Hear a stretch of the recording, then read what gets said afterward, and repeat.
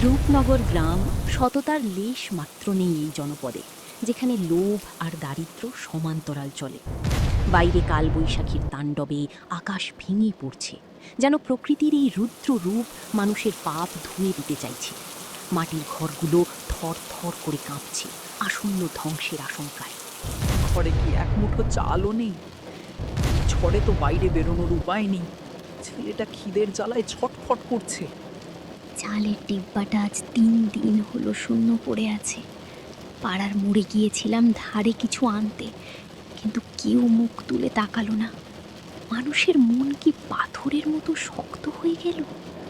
অভাব মানুষকে পশু বানিয়ে দেয় আমেনা। এই গ্রামের বাতাসে এখন শুধু স্বার্থপরতা। আমি ভাবছি একবার নদীর ওপারে যাব, যদি কোনো কাজ জোটে। কিন্তু এই দুর্যোগে নৌকা তুমি এই রাতে কোথাও যাবে না, তার চেয়ে বরং আমরা উপোস করে রাতটা কাটাই। তোমার কিছু হয়ে গেলে এই ছোট্ট বাচ্চাটাকে নিয়ে আমি কোথায় দাঁড়াবো? এই গ্রাম তো নিষ্ঠুর। নিষ্ঠুরতা তো আমাদের রক্তে মিশে গেছে। কাল দেখলাম হারুন বলদটা বিক্রি করে দিল লবণের জন্য। কেউ তাকে সাহায্য করতে এগিয়ে এলো না। আমরা কি সত্যি মানুষ? তারপর বৃষ্টির বেগ আরও বেড়ে গেল। বৃষ্টির ঝাপটায় ঘরের বেড়াগুলো মড়মড় করে ভাঙতে শুরু করলো। রহিম আর আমিনার অভাবের সংসারে এখন বাঁচার লড়াইটা আরও কঠিন হয়ে দাঁড়িয়েছে। উপায় একটা আছে আমেনা, কিন্তু সেই পথটা খুব অন্ধকার। আমি যদি আজ রাতে জমিদারের কাছ থেকে কিছু টাকা ধার নিতে পারি, তবেই হয়তো আমরা কাল সকালে উনুন ধরাতে পারবো। জমিদারের নাম মুখে এনো না। ওই লোকটা তো মানুষ নয়, রাক্ষস। সে যাকে ঋণ দেয় তার রক্ত চুষে নেয়। এই ঝড়ের রাতে সে তোমাকে কেন সাহায্য করবে? তার মনে তো দয়া নেই। অসহায়ভাবে দয়া চাই না আমিনা, আমি শুধু টিকে থাকতে চাই। শুনেছি জমিদার মশাই আজ রাতে একটা বিশেষ কাজ করাতে চাইছেন। কেউ রাজি হচ্ছে না ঝড়ের ভয়। আমি যদি যাই তবে হয়তো মোটা টাকা মিলবে। কিসের কাজ? এই দুর্যোগে এমন কি কাজ থাকতে পারে যা করতে প্রাণের ঝুঁকি নিতে হয়? আমার ভয় করছে রহিম। এই অভাব আমাদের কোন নরকের দিকে ঠেলে দিচ্ছে? নরক তো এখানেই আমেনা। পেটে খিদে নিয়ে বেঁচে থাকার চেয়ে মরার ঝুঁকি নেওয়া অনেক ভালো। আমি যাচ্ছি, তুমি ঘরের দরজা বন্ধ করে রাখো। বাইরে অশুভ শক্তির আনাগোনা বাড়ছে। তারপর বৃষ্টির বেগ আরও বেড়ে গেল এবং বাতাসের শব্দে যেন কারো আর্তনাদ মিশে থাকল। অন্ধকারের বুক চিরে এক ভয়ঙ্কর ষড়যন্ত্র দানা বাঁধতে শুরু করল। জমিদার বাড়ির লোহার গেটটা ক্যাচ ক্যাচ শব্দে খুলে গেল। বড় হলঘরে জমিদার মশাই আরামকে দাঁড়ায় বসে আছেন। চোখে তার নিষ্ঠুর চাউনি আর ঠোঁটে বাঁকা হাসি। তো শেষ পর্যন্ত রহিমই এলে। জানতাম অভাব তোমাকে ঠিক টেনে আনবে। এই ঝড়ের রাতে সৎ মানুষের কোনো দাম নেই, দাম শুধু সাহসের আর প্রয়োজনের।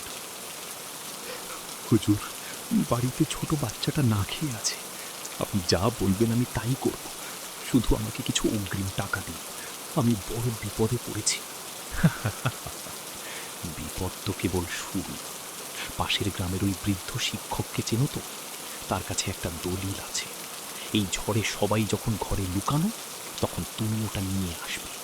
বদলে সারা বছরের খোরাকি পাবে। কিন্তু হুজুর, ওই বৃদ্ধ তো বড় ভালো মানুষ। তার বিষয় সম্পত্তি দখল করা কি ঠিক হবে? সততা বলতে তো কিছু অবশিষ্ট রাখা উচিত। আমি চুরিতে নামবো কি? সততা দিয়ে কি পেট ভরে? দলিলটা আনলে তুমি বাঁচবে, না হলে এই অভাবের রাতে তোমার নিস্তার নেই। সিদ্ধান্ত তোমার। হয় কাল সকালে রাজভোগ খাবে, নয়তো না খেয়ে মরবে। তারপর রহিম মাথা নিচু করে জমিদারের প্রস্তাব মেনে নিল। অভাবের কাছে হার মানল মনুষ্যত্ব। ঝড়ের রাতে শুরু হলো এক ভয়ঙ্কর অশুভ অধ্যায়। আকাশ চিরে বিদ্যুৎ চমকাতে লাগলো, যেন আকাশের বুক চিরে নীল রক্ত ঝরছে। রহিম এক হাতে একটি পুরনো চাদর জড়িয়ে অন্ধকারের বুক চিরে এগোতে থাকলো। তার মনে অভাব আর বিবেকের চরম যুদ্ধ। আমি কি ঠিক করছি? একজন সৎ মানুষকে এই বিপদে ফেলা কি পাপ নয়? কিন্তু আমার ঘরে যে সন্তান খিদের জ্বালায় মরছে, তার মুখটা যে চোখে ভাসছে। কে যায় এই কালবেলায়? রহিম না? এই ঝড়ে মানুষের যখন ঘরের বাইরে থাকার কথা নয়, তখন তুমি কেন শয়তানের চক্করে পড়েছ? আমি একটু কাজের খোঁজে বেরিয়েছি। অভাব যে বড় বালাই ভাই, ঘরের চাল নেই, চুলায় আগুন নেই। আপনি আমায় পথ ছাড়ুন। এই পথ তোমাকে ধ্বংসের দিকে নিয়ে যাচ্ছে রহিম।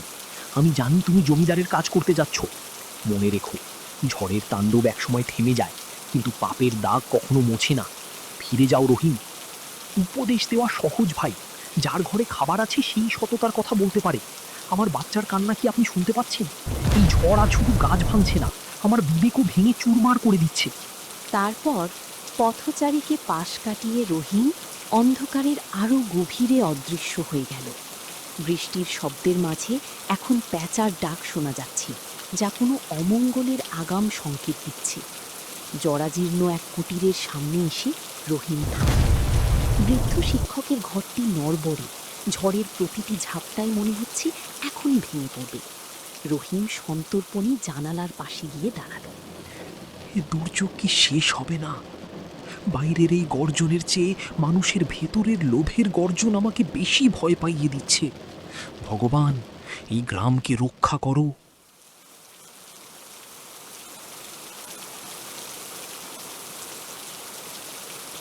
হুজুর, ও হুজুর, আমি রহিম। এই দুর্যোগে একটু আশ্রয়ের আশায় এসেছি। দরজাটা কি একবার খুলবেন? আমার বড় কষ্ট হচ্ছে বাইরে। এসো বাবা, ভেতরে এসো। তোমার শরীর তো বরফের মতো ঠান্ডা হয়ে গেছে। অভাব মানুষকে কত কষ্ট দেয় তা আমি জানি বাবা। আপনি এত রাতে জেগে আছেন কেন হুজুর? সবাই তো ভয়ে ঘুমিয়ে পড়েছে। আপনার ঘরে তো দামি কিছু নেই, তবু আপনি সাবধানে আগলে বসে আছেন কেন? আমার কাছে যা আছে তা হলো এই গ্রামের মানুষের অধিকারের দলিল। জমিদার এটা হাতিয়ে নিতে চায়, কিন্তু আমি বেঁচে থাকতে ওই পাপীর হাতে এই পবিত্র কাগজ তুলে দিব না। ওটাই আমার একমাত্র সম্পদ। কথা বলতে বলতে রহিমের চোখ পড়ল আলমারির দিকে। কাকা, একটু পানি পাওয়া যাবে? গলাটা শুকিয়ে আছে। সে কি বাবা, এখনই দিচ্ছি। পানি তো ফুরিয়ে গেছে। আমি বাহির থেকে পানি নিয়ে আসতেছি, তুমি এখানে বসো। কাকা বের হতেই সুযোগ বুঝে দড়ি নিয়ে বের হয়ে গেল রহিম। রহিম যেতে যেতে কিছুতেই কাকার সে কথাগুলো ভুলতে পারতেছিল না। কাকা আমাকে কত সুন্দরভাবে আশ্রয় দিল। কাকারই দলিলগুলা সব গরিব মানুষের, তারা কাকার কাছে বিশ্বাস করে রেখেছিল। আমার সুখের জন্য আমি এটা কি করে করতে পারি? এটা নিলে হয়তো আমি কিছুদিন ভালো থাকতে পারবো, কিন্তু সেই মানুষগুলো, তারা কি করবে? জমিদারের এত সম্পদ থাকতে তাদের আরও লাগে। আমাদের জন্যই আজকে গ্রামের এই অবস্থা। না, আমি পারবো না। নিজের সুখের জন্য অন্যের ক্ষতি আমি করতে পারবো না। রহিম যেতে যেতে তার ভুল বুঝতে পারল। শেখার দলিল কাকাকে ফেরত দিয়ে বাড়ির দিকে যেতে লাগল।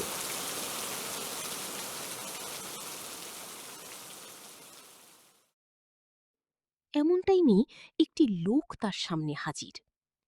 ধন্যবাদ, খুব ভালো কাজ করেছো তুমি। আজকে তুমি বুঝিয়ে দিলে যে মানুষের মনে এখনো সততা বেঁচে আছে। কে আপনি? আর এভাবে আমার সামনে দাঁড়িয়ে আছেন কেন? ভয় পেও না, আমি তোমার কোনো ক্ষতি করতে আসি নাই। এই গ্রামটি একটি অভিশপ্ত গ্রামে আটকে আছে। আজকে তোমার সততার কারণে সেই অভিশাপ মুক্ত হয়েছে। এখন আর কোনো ভয় নেই, কাল থেকে সব ঠিক হয়ে যাবে। তোমার সততার কারণে অভিশাপ মুক্ত হয়েছে। তুমি কি চাও বলো? আমাকে ক্ষমা করে দিন, আমি বুঝতে পারিনি। 3 দিন ধরে আমার ঘরের খাওন নেই, লোভে পড়ে আমি কাজটি করতে গিয়েছিলাম। ঠিক আছে, বুঝতে পেরেছি। এখানে অনেকগুলো টাকা আছে। এই টাকা দিয়ে তোমার অভাব জীবন কেটে যাবে। যাও, তুমি বাড়িতে যাও। তোমার বউ বাচ্চাদের নিয়ে সুখে থাকো, আর নিজের সততাকে ধরে রেখো। আমি এখন যাই। তারপর রহিম বুঝতে পারল সততার ফল একদিন না একদিন ভালো হয়। তারপর থেকে গ্রাম আগের মতন সুস্থ সবল হয়ে ওঠে। এই গল্পটিতে একটা জিনিস শিখতে পারছি, সততার জয় দেরি হলেও মিষ্টি হয়।